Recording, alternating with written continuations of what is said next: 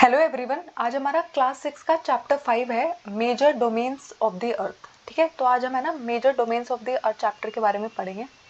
ठीक है, तो जब भी आप अर्थ को देखते हो तो ये कुछ टर्म्स है जो आपको पता होनी चाहिए। तो लिथोस्फीयर क्या होता है? तो जिस पोर्शन पे आप अर्थ के खड़े होते हैं, जो सॉलिड पोर्शन है जिस पर हम रह रहे होते हैं, उसको हम क्या बुलाते हैं? लिथोस्फीयर बुलाते हैं। ठीक है, उसके बाद है ना हम कहते हैं अर्थ का एटमॉस्फेयर ऐसा है। अर्थ का एटमॉस्फेयर क्या है? तो हमारे ऊपर, हमारे आसपास जो एक गैसियस लेयर बनी हुई है जिसने ना अर्थ को सराउंड किया हुआ है, ठीक है, उसे हम क्या बुलाते हैं?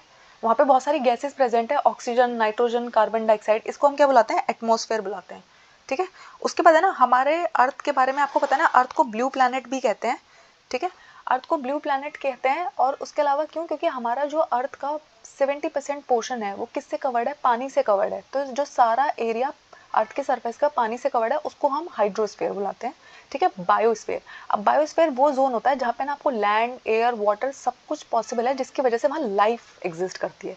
ठीक है, आपको पता है बहुत सारे प्लैनेट हमारे सोलर सिस्टम में है जहाँ पे ना लाइफ पॉसिबल नहीं है। क्यों पॉसिबल नहीं है वहाँ पे लाइफ?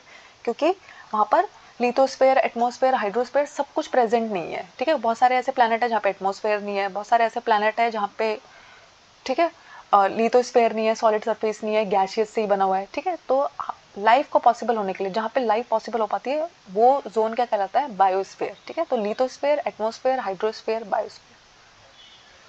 ठीक है, अब हम बात करेंगे लिथोस्फेयर की। तो जो हमारी अर्थ का सॉलिड पोर्शन है जिसको हम लिथोस्फेयर कहते हैं, ठीक है, तो जो सारे पथरीला रास्ता है, जो सारा क्रस्ट वाला एरिया है, जो सारी मिट्टी वाला एरिया है, उसको हम क्या बुलाते हैं? लिथोस्फेयर। ठीक है, हमारे अर्थ के सरफेस को हमने दो पार्ट में डिवाइड किया है, एक कहलाता है कॉन्टिनेंट्स और एक कहलाता है ओशन बेसिस। तो आपको पता है जो लार्ज लैंड मासेस है जिनको हम कॉन्टिनेंट्स बुलाते हैं, और वहाँ बहुत सारा एरिया ऐसा है ना जहाँ पे पानी पानी है, उसको हम ओशियन बेसिन बुलाते हैं। क्योंकि पानी भी तो ऐसा नहीं है ना कि वो नीचे तक पानी होगा, नीचे उसके भी तो कोई सॉलिड सरफेस होगा ना। ठीक है, तो उस सॉलिड सरफेस को हम लिथोस्फेयर बुलाते हैं। ठीक है, उसके बाद है जब आप धरती को मेजर करते हो तो आप है ना सी लेवल से मेजर करना शुरू करते हो, और सी लेवल को हम जीरो काउंट करते हैं। ठीक है, ऐसे अगर आपको पता है, आपने पुराने लेक्चर्स देखे हैं, तो जब हम अर्थ को देख रहे होते हैं तो वहाँ पे जो इक्वेटर होता है वो कितने डिग्री पे प्रेजेंट होता है? 0 डिग्री पे प्रेजेंट होता है। उसके बाद जो है अगर आप अर्थ को पे देख रहे हो तो हाईएस्ट माउंटेन पीक जो है माउंट एवरेस्ट, वो कितने, उसकी हाइट क्या है? 8848 मीटर। ये आपको ना याद होनी चाहिए। ठीक है, क्योंकि बहुत बार पूछा जाता है कि माउंट एवरेस्ट की हाइट क्या है, तो 8848 मीटर। ठीक है, और अगर आप सबसे गहरा देखना चाहते हो, कोई सबसे गहरा प्लेस कौन सा है अर्थ पे, तो वो है मैरियाना ट्रेंच। मैरियाना ट्रेंच ना आपको ऐसे दिखाई नहीं देगा क्योंकि वो है ना पैसिफिक ओशियन के अंदर लाई करता है, और उसकी डेप्थ कितनी है, यानी कि वो कितना गहरा है? 11,022 मीटर गहरा है। ठीक है, उसके बाद आपको पता होना चाहिए हमारे कॉन्टिनेंट्स कितने हैं, यहाँ से क्वेश्चन आता है। ठीक है, तो आपको पता होना चाहिए कि हमारे 7 मेजर कॉन्टिनेंट्स है। हमारा जो सबसे पहला कॉन्टिनेंट हम पढ़ेंगे वो है एशिया, जो सबसे बड़ा कॉन्टिनेंट है। उसके बाद आता है अफ्रीका, जो दूसरे नंबर पे सबसे बड़ा कॉन्टिनेंट है। ठीक है, फिर है नॉर्थ अमेरिका, जो थर्ड लार्जेस्ट कॉन्टिनेंट है। फिर है साउथ अमेरिका, जो फोर्थ लार्जेस्ट कॉन्टिनेंट है। फिर आता है हमारा अंटार्कटिका, जो फिफ्थ लार्जेस्ट है एरिया वाइज। फिर है यूरोप, जो 6 लार्जेस्ट है। और हमारा सबसे छोटा कॉन्टिनेंट कौन सा है? ऑस्ट्रेलिया। ठीक है, तो आपको ना इनको अरेंज करना आना चाहिए कि सबसे बड़ा कॉन्टिनेंट कौन सा है? एशिया। सबसे छोटा कौन सा है? ऑस्ट्रेलिया। ठीक है, सेकंड सबसे बड़ा कौन है? अफ्रीका। यहाँ से क्वेश्चन आता है। ठीक है, एशिया जो है वो हमारा लार्जेस्ट कॉन्टिनेंट है। ठीक है, ये ना हमारे अर्थ का मतलब जो हमारा लैंड एरिया है उसका 1/3 पार्ट कवर करता है, और यहाँ ये है ना ईस्टर्न हेमिस्फीयर में लाई कर रहा होता है। आपको पता है ना हमारी अर्थ डिवाइडेड है northern hemisphere, southern hemisphere, eastern hemisphere and western hemisphere. तो ईस्टर्न हेमिस्फीयर में हमारा एशिया लाई करता है। ट्रॉपिक ऑफ कैंसर, जिसको हम कर्क रेखा बुलाते हैं, ठीक है, वो इस कॉन्टिनेंट से पास करती है। ठीक है, और एशिया जो है वो यूरोप से बस पता है कैसे सेपरेटेड है? एशिया और यूरोप के बीच में सिर्फ बीच में आते हैं यूराल माउंटेन्स। ठीक है, इसलिए कभी कभी है ना यूरोप और एशिया का जो कंप्लीट लैंड मास है उसे यूरेशिया भी बुलाया जाता है। तो आपको पता होना चाहिए कि उसे यूरेशिया क्यों बुलाया जाता है, क्योंकि हमारे बीच में, यानी कि एशिया से अगर मुझे सिर्फ यूरोप जाना है तो बीच में कौन सा एरिया पड़ रहा होगा? सिर्फ यूराल माउंटेन्स। ठीक है, उसके बाद आता है यूरोप। ठीक है, जो है ना एरिया में बहुत छोटा है एशिया से। ठीक है, और ये ना एशिया के वेस्ट वाले एरिया में बिलोंग करता है, और आर्कटिक सर्कल जो है वो यहाँ से पास करता है, और इस ये है ना 3 तरफ से पानी से घिरा हुआ है। ठीक है, कौन? यूरोप 3 साइड से पानी से घिरा हुआ है। उसके बाद आता है अफ्रीका, जो दूसरे नंबर का सबसे बड़ा कॉन्टिनेंट है एशिया के बाद। यहाँ से है ना इक्वेटर, जिसको हम 0 डिग्री लैटिट्यूड बुलाते हैं, वो बिल्कुल इसके बीच में से गुजरता है। ठीक है। अफ्रीका का ज़्यादातर पार्ट जो है वो नॉर्दर्न हेमिस्फीयर में लाई करता है और ये इकलौता ऐसा कॉन्टिनेंट है, ये वाली बात ज़रूर याद रखिए, ये इकलौता ऐसा कॉन्टिनेंट है जहाँ से ट्रॉपिक ऑफ कैंसर यानी कि कर्क रेखा, इक्वेटर और ट्रॉपिक ऑफ कैप्रिकॉर्न यानी कि मकर रेखा, तीनों रेखाएं गुजरती हैं, ठीक है। उसके बाद दुनिया का जो सबसे गर्म डेजर्ट, सबसे बड़ा गर्म डेजर्ट है सहारा डेजर्ट, वो भी अफ्रीका में लाई करता है, ठीक है। और ये कॉन्टिनेंट जो है सारी साइड से है ना ओशियंस एंड सी से बाउंड है, यानी कि इसके चारों तरफ आपको ओशियंस ही नजर आएंगे, ठीक है। दुनिया की जो सबसे लंबी नदी है, ठीक है, अब देखो ये बातें आपको याद रखनी चाहिए कि लंबी नदी में चौड़ी नदी में फर्क होता है। तो सबसे लंबी नदी जो है नील नदी, वो भी अफ्रीका से गुजरती है। तो अफ्रीका किस किस बात की वजह से फेमस है? अफ्रीका लैटिट्यूड से तीनों रेखाएं गुजरती है, यानी कि इक्वेटर भी, कैंसर भी, कैप्रिकॉर्न भी। वर्ल्ड का सबसे बड़ा और गर्म डेजर्ट जो है सहारा डेजर्ट, वो भी यहाँ बिलोंग करता है। सबसे लंबी नदी जो है वो भी यहाँ से बिलोंग करती है, यहाँ पे, ठीक है। उसके बाद आता है नॉर्थ अमेरिका। नॉर्थ अमेरिका हमारा थर्ड लार्जेस्ट कॉन्टिनेंट है और ये साउथ अमेरिका से कैसे कनेक्टेड है?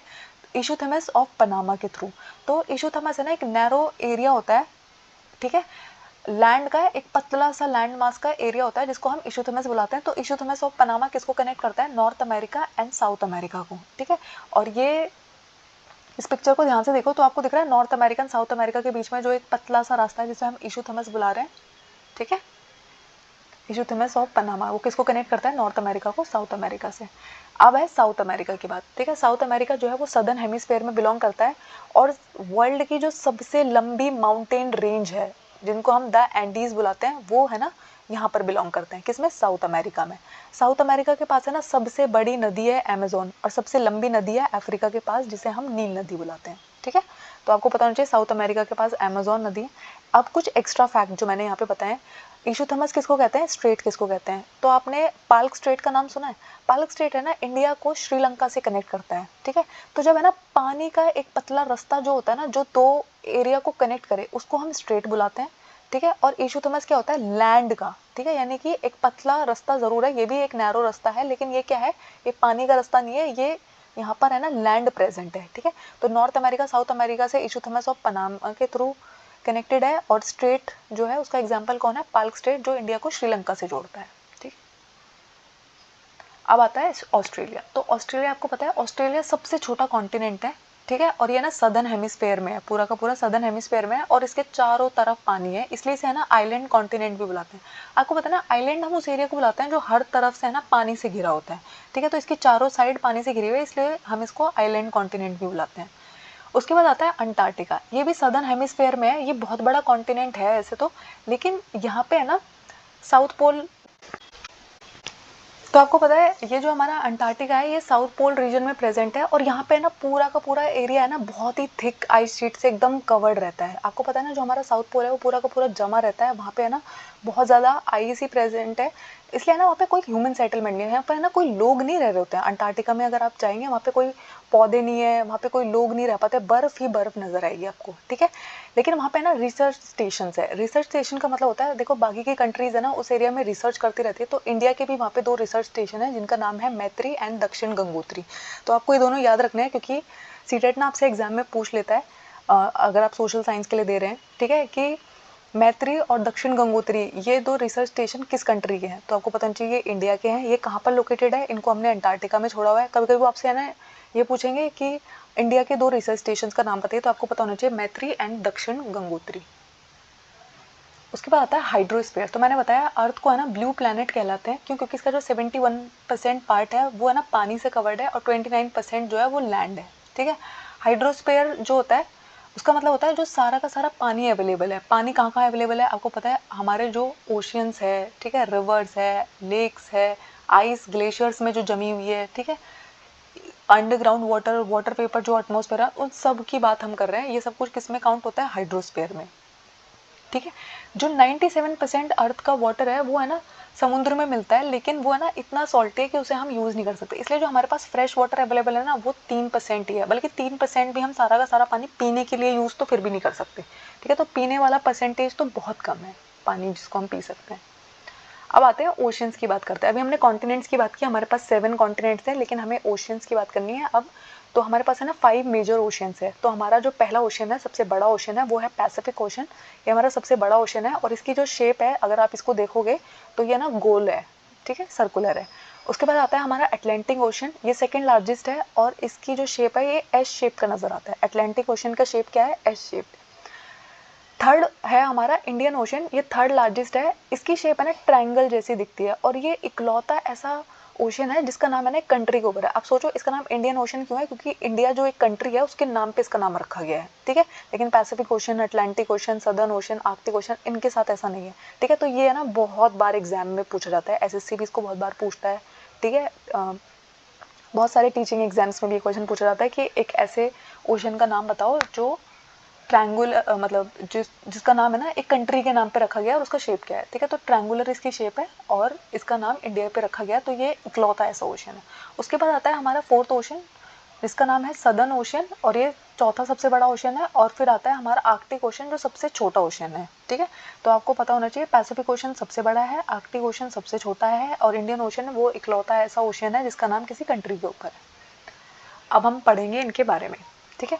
तो सबसे पहला हमारा है पैसिफिक ओशन। तो मैंने बताया पैसिफिक ओशन सबसे बड़ा ओशन है, ठीक है। ये है ना अर्थ के 1/3 पार्ट को कवर कर रहा होता है और जो मैंने आपको बताया था जो सबसे डीपेस्ट पार्ट है अर्थ का, मैरियाना ट्रेंच, वो भी है ना इसी ओशन के अंदर है, ठीक है। पैसिफिक ओशन है ना देखने में बिल्कुल गोल दिखाई देता है और इसके आसपास कौन कौन से कॉन्टिनेंट है? Asia, Australia, north and south America, ये सब है ना इसके आसपास पड़ते हैं, ठीक है। उसके बाद आता है हमारा दूसरा ओशन अटलांटिक ओशन। तो अटलांटिक ओशन दूसरा सबसे बड़ा ओशन है और ये एस शेप का नजर आता है, ठीक है। नॉर्थ एंड साउथ अमेरिका इसके आसपास पड़ते हैं, ठीक है। और यहाँ पे जो इसकी कोस्ट लाइन है ना ये बहुत ही हाईली इंडेटेड है, यानी कि ना इरेगुलर है। ऐसा होने की वजह से ना ये एक नेचुरल हार्बर और पोर्ट की तरह काम करता है, यानी कि ना इस ओशन को अगर आप देखोगे ना तो यहाँ पे ना अलग से बंदरगाह बनाना नहीं पड़ता। यहाँ पे ऐसा दिखता है कि पहले से ही नेचर ने इसे ऐसा बनाया कि ये बंदरगाह की तरह काम करता है। इसलिए है ना कॉमर्स के पॉइंट ऑफ व्यू से ये बहुत ही इंपॉर्टेंट है और बिजिएस्ट ओशन है। यहाँ पे है ना यानी कि बहुत सारे शिप्स वगैरह आ रहे होते हैं, लोडिंग एंड अनलोडिंग का बहुत सारा काम चल रहा होता है, तो ये बिजिएस्ट ओशन है, सबसे बिजी ओशन है ये। उसके बाद आता है इंडियन ओशन।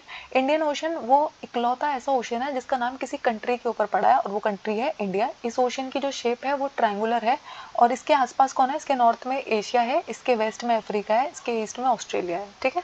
उसके बाद आता है हमारा सदर्न ओशन, ठीक है। सदर्न ओशन जो है ना ये पूरा का पूरा किसको, अंटार्कटिक ओशन के आसपास है, यानी कि अंटार्कटिक ओशन के आसपास कौन सा ओशन है? Southern ocean. और आपको पता होना चाहिए ना साउथ पोल भी कहाँ पे? अंटार्कटिका में है, तो आप इसको ऐसे याद रख सकते हो, ठीक है। उसके बाद आता है हमारा आर्कटिक ओशन। तो आर्कटिक ओशन जो है ये आर्कटिक सर्कल के विद इन है और ये नॉर्थ पोल में सराउंड करता है, ठीक है। उसके अलावा क्या है, ये है ना ये वाला ocean Arctic ocean Pacific ocean से जुड़ा हुआ है एक पतले से रास्ते से, जिसको हम क्या बुलाते हैं? Bering Strait. मैंने आपको बताया ना पानी वाला जो रास्ता होता है जो दो लोगों को कनेक्ट करता है, दो लोगों को कनेक्ट करता है, मतलब दो जगह को कनेक्ट करता है, ठीक है। तो उसको हम बुलाते हैं बेरिंग स्ट्रेट। तो पाल्क स्ट्रेट इंडिया और श्रीलंका को कनेक्ट करता है, Bering Strait Pacific Ocean and Arctic Ocean को कनेक्ट करता है, ठीक है। उसके बाद आता है एटमॉस्फेयर। तो मैंने बताया आपके आसपास जो हवा का जो लेयर है उसको हम क्या बुलाते हैं? एटमॉस्फेयर बुलाते हैं। तो यानी कि जो थिन ब्लैंकेट है एयर का उसे हम क्या बुलाते हैं? एटमॉस्फेयर बुलाते हैं। अब ये हमें क्या क्या करता है, क्या क्या प्रोवाइड करता है? तो जो हवा हम ले पा रहे हैं, सांस लेने के लिए जो हवा हमें चाहिए वो हमें एटमॉस्फेयर से मिलती है। जो सन की हार्मफुल यूवी रेज अर्थ पे आ रही है उनसे हमें प्रोटेक्ट करता है कौन? क्योंकि एटमॉस्फेयर है हमारे यहाँ प्रेजेंट। आपको पता है कुछ प्लैनेट्स ऐसे हैं जहाँ पे एटमॉस्फेयर प्रेजेंट है, इसलिए वहाँ पे ना बहुत ज़्यादा गर्मी पड़ती है या फिर बहुत ज़्यादा ठंड पड़ती है। तो एटमॉस्फेयर है ना टेम्परेचर मेंटेन करने में भी हमारी बहुत हेल्प करता है। अगर हमारे यहाँ पे भी नहीं होता ना एटमॉस्फेयर तो हमारे यहाँ पे भी ना या तो बहुत ज़्यादा ठंड पड़ने लग जाती है या बहुत ज़्यादा गर्मी पड़ने लग जाती है, ठीक है। उसके बाद है ना हमारे एटमॉस्फेयर की है ना 5 लेयर्स है। अब यहाँ से क्वेश्चन आता है तो ये बहुत इंपॉर्टेंट है, चाहे आप कोई भी कॉम्पिटेटिव एग्जाम दे रहे हो। तो सबसे पहली जो लेयर है सबसे नीचे से जो स्टार्ट हो रही है, यानी कि जहाँ पर हम प्रेजेंट है, तो अगर आप है ना नीचे से 13 किलोमीटर ऊपर जा रहे हो तो ये जो लेयर में आप जिस लेयर में प्रेजेंट हो उसको हम बुलाते हैं ट्रोपोस्फेयर। अब इस लेयर में क्या क्या होता है? इस लेयर में ना सारे के सारे वेदर फॉर्मेशन हो रही होती है, यानी कि बारिश होने वाली है, कैसा मौसम होने वाला है, ये जो सारे वेदर फिनोमिना है वो इस लेयर में होते हैं, ठीक है। और जो हवा हम सांस लेने के लिए यूज करते हैं वो भी इसी लेयर में प्रेजेंट होती है। ट्रोपोस्फेयर में ना थोड़ी ओजोन भी प्रेजेंट होती है लेकिन सिर्फ 10% के अराउंड, ठीक है। उसके बाद आते हैं हम स्ट्रेटोस्फेयर में। तो अगर आप है ना 13 किलोमीटर से ऊपर जा रहे हो और ऊपर जाते जाते आप टोटल अभी 50 किलोमीटर, नीचे से आप 50 किलोमीटर पहुंच गए हो, अप टू 50 किलोमीटर की हाइट पे आप हो, तो आप कौन सी लेयर में हो? आप स्ट्रेटोस्फेयर में हो। यहाँ पर है ना ओजोन गैस प्रेजेंट होती है। तो ओजोन गैस का काम क्या होता है? ये ना सन से ना बहुत ही हार्मफुल रेज जो आ रही होती है, यूवी रेज, उनको है ना ह्यूमंस तक नहीं पहुंचने देती है। ठीक है, ओजोन लेयर जो होती है यूवी रेज से हमें प्रोटेक्ट करती है। और जो हमारे एरोप्लेन फ्लाई करते हैं वो भी इसी रीजन में फ्लाई करते हैं। तो है ना यहाँ से क्वेश्चन ये आता है कि एरोप्लेन कौन से लेयर में फ्लाई करते हैं, तो आपको पता होना चाहिए कि स्ट्रेटोस्फेयर लेयर में। उसके बाद आती है हमारी मीजोस्फेयर। ठीक है, यहाँ है ना अगर आप 80 किलोमीटर तक की हाइट तक जा रहे हो तो मीजोस्फेयर है। और जो आपके मेटेराइट होते हैं, ठीक है, वो है ना इस लेयर में आके बर्न हो जाते हैं। ठीक है, जिसको हम टूटता तारा बोल रहे होते हैं। ठीक है, तो जो मेटेराइट बर्न हो रहा होता है वो क्या होता है? वो मीजोस्फेयर लेयर में ही बर्न हो जाता है, जल जाता है। उसके बाद आती है थर्मोस्फेयर। 880 से लेके 400 किलोमीटर के डिस्टेंस पे अगर आप हो तो आप थर्मोस्फेयर में हो। ठीक है, तो इस लेयर में है ना एकदम से टेम्परेचर बहुत बढ़, देख रहे हो एकदम से, यहाँ पे तो क्या हो रहा था 13, 50, 80, लेकिन एकदम से ना अब आप 400 किलोमीटर तक हो। तो इस लेयर को में है ना क्या होता है, इसको है ना बहुत ज़्यादा टेम्परेचर बढ़ता है। तो इस लेयर के बारे में एक बात ये भी है कि इस लेयर का है ना अचानक से बहुत ज़्यादा टेम्परेचर बढ़ जाता है, क्योंकि डिस्टेंस इतना ज़्यादा ऊपर हम चले गए हैं। और यहाँ पे ना रेडियो ट्रांसमिशन पॉसिबल होता है। आपको पता है ना ये जो रेडियो फ्रीक्वेंसीज होती हैं वो किस लेयर की वजह से हम तक पहुँच पा रही है? इस लेयर की वजह से। ठीक है, उसके बाद आता है एक्सोस्फेयर। तो एक्सोस्फेयर का मतलब होता है अगर आप 400 किलोमीटर से भी ऊपर चले जाओ तो उस लेयर को हम एक्सोस्फेयर बुलाते हैं। और यहाँ पे है ना ज़्यादा कुछ नहीं हो रहा होता है, यहाँ पे ना बहुत जो लाइट गैसेज होती है स्पेस से वो आ रही होती है, हीलियम, हाइड्रोजन। ठीक है, ये पांचों लेयर के नाम आपको पता होना चाहिए, इनकी किस किस हाइट पर ये प्रेजेंट है ये पता होना चाहिए, और इनका रोल क्या है। एरोप्लेन किस रोल में, किस लेयर में फ्लाई करता है, मेटेराइट कौन सी लेयर में प्रेजेंट होता है, रेडियो ट्रांसमिशन किस लेयर की वजह से पॉसिबल है। ठीक है, उसके बाद है ना मैंने बताया हमारे एटमॉस्फेयर में ना बहुत सारी गैसेज होती हैं। तो आपको है ना पता होनी चाहिए कि कौन सी गैसेज प्रेजेंट है और उनकी क्या परसेंटेज है। तो जो नाइट्रोजन है वो 78% होती है। हमारे नेचर में है ना सबसे ज़्यादा जो गैस अबंडेंट है वो है नाइट्रोजन, 78%। ठीक है, उसके बाद है ऑक्सीजन 21%, आर्गन जो गैस है वो है 0.93%, कार्बन डाइऑक्साइड 0.03%, और जो बाकी की गैसेस है उनको हम बाकी की 0.04 में रख रहे हो। तो आप देख रहे हो कार्बन डाइऑक्साइड इतनी कम प्रेजेंट है, स्टिल वो हमारे लिए कितनी प्रॉब्लम क्रिएट कर रही है। आपको पता है ना हमारा जो क्लाइमेट है वो कितना चेंज होते जा रहा है। ठीक है, तो आपको है ना परसेंटेजेस याद होनी चाहिए कि नाइट्रोजन 78% होती है, ऑक्सीजन 21% होती है, और कार्बन डाइऑक्साइड 0.03%। ठीक है, उसके बाद जो होता है एटमॉस्फेयर की जो सबसे ज़्यादा डेंसिटी होती है वो सी लेवल पे होती है, और जैसे जैसे आप ऊपर जाओगे ना तो उसकी डेंसिटी घटती चली जाती है। इसलिए जो लोग है ना, अगर आप कभी पहाड़ी एरिया पे गए हो, पहाड़ी एरिया पे जब आप जा रहे होते हैं ना तो आपको ना ब्रीदिंग इशू फील होने लग जाता है, आपको ना ऐसा लगता है आपसे सांस ली जा रही है। तो बहुत सारे लोग क्या करते हैं जब पहाड़ों पर चढ़ते हैं, और स्पेशली माउंट एवरेस्ट की चढ़ाई करने के लिए या ऐसे ऐसे पहाड़ों की चढ़ाई करने के लिए, वो क्या करते हैं अपने साथ है ना ऑक्सीजन सिलेंडर लेके जाते हैं। ठीक है, ऑक्सीजन सिलेंडर उनको सांस लेने में मदद करते हैं। जैसे जैसे हम ऊपर जाते हैं ना वहाँ पे ना टेम्परेचर भी बहुत घटता चला जाता है, और इसकी वजह से ना एटमॉस्फेयर जो प्रेशर है, एटमॉस्फेयर क्या है, अर्थ के ऊपर है ना प्रेशर एग्जर्ट कर रहा होता है। ठीक है, तो एटमॉस्फेरिक प्रेशर ऊपर जाके घट रहा होता है, इसलिए आपने देखा है कभी कभी लोगों के नाक से है ना खून आने लग जाता है। ठीक है, एल्टीट्यूड सिकनेस उनको होता है, वॉमिटिंग होने लग जाती है, नॉशिया जैसा फील होता है। ठीक है, और जो एयर है वो है ना हाई प्रेशर से लो प्रेशर के एरिया में मूव करती है, यानी कि एक जगह पे किसी चीज़ की कमी है, ऑब्वियस सी बात है जहाँ पे वो ज़्यादा है वहाँ से वो कम वाले एरिया में आएगी ना, तो हाई प्रेशर से लो प्रेशर में मूव करती है एयर। और मूविंग एयर को हम क्या बुलाते हैं? विंड बुलाते हैं, हवा बुलाते हैं। ठीक है, उसके बाद आता है बायोस्फीयर। तो बायोस्फीयर ना वो नैरो जोन होता है जहाँ पे क्या होता है लैंड, एयर, वाटर सब आपस में मिल रहे होते हैं, और जिसकी वजह से यहाँ लाइफ पॉसिबल होती है। देखो यहाँ पे पीछे पहाड़ भी है, ऊपर एटमॉस्फेयर भी है, हाइड्रोस्फेयर भी है, इसीलिए देखो यहाँ पे इतने सारे प्लांट्स उग पा रहे हैं, एनिमल्स उग पा रहे हैं, ह्यूमंस रह पा रहे हैं। तो आपको पता है ना अगर मैं आपको बोलूँ कि आपको पानी नहीं मिलेगा तो आप सर्वाइव कर पाओगे क्या? अगर मैं थोड़ी सी देर के लिए ऑक्सीजन को विड्रॉ कर लूँ तो आप सर्वाइव कर पाओगे क्या? ठीक है, तो जहाँ पे ना एटमॉस्फेयर, लिथोस्फेयर, हाइड्रोस्फेयर इंटरैक्ट करते हैं और एक नैरो जोन जहाँ पे लाइफ पॉसिबल हो पाती है उसको हम बोलते हैं बायोस्फेयर। ठीक है, क्योंकि हमारे सर्वाइवल के लिए ये सब बहुत इंपॉर्टेंट है। अब है ना यहाँ पे कुछ फैक्ट्स मैंने लिखे हैं जो हमें याद रखने हैं। ठीक है, तो पहला इंसान जो माउंट एवरेस्ट पे चढ़े थे उनका नाम था एडमंड हिलेरी, जो न्यूजीलैंड से बिलोंग करते थे, एंड तेंजिंग नॉर्वे शेरपा जो इंडिया से बिलोंग करते थे। ठीक है, उसके बाद पहली महिला जो भारत से चढ़ी है उनका नाम है बिछेंद्री पाल। माउंट एवरेस्ट की जो हाइट है वो है 8848 मीटर। मेरियाना ट्रेंच जो डीपेस्ट पॉइंट है जो पैसिफिक ओशन में लाई करता है, उसकी जो हाइट है डेप्थ है वो है 11,022 मीटर, ठीक है। वर्ल्ड का जो सबसे गर्म हॉट डेजर्ट है बड़ा, वो है सहारा डेजर्ट, जो अफ्रीका में लाई करता है। वर्ल्ड की सबसे लंबी नदी नील नदी, वो भी अफ्रीका में लाई करती है। वर्ल्ड के सबसे बड़े माउंटेन्स, लॉन्गेस्ट माउंटेन रेंज, वो कहाँ पे है? The Andes, south America continent में बिलोंग करते हैं। वर्ल्ड की सबसे लार्जेस्ट रिवर, ये कहाँ पे है? साउथ अमेरिका में ही है, अमेजोन नदी, ठीक है। बेरिंग स्ट्रेट क्या करती है? आर्कटिक ओशन को पैसिफिक ओशन से कनेक्ट करती है। और पर्ल स्ट्रेट क्या करता है? इंडिया को श्रीलंका से कनेक्ट करता है, ठीक है। और इशुतमेस ऑफ पनामा क्या करता है? North America and south America को कनेक्ट करता है, ठीक है। Thank you. आई होप आपको कोई डाउट नहीं है इस चैप्टर में। अगर आपको कोई डाउट है वो मुझे कमेंट्स में लिख के बताइएगा। और इससे पहले के 4 चैप्टर्स हम ऑलरेडी कर चुके हैं, ठीक है। मैंने प्लेलिस्ट क्रिएट की हुई है, वो आप वहाँ से देख सकते हैं।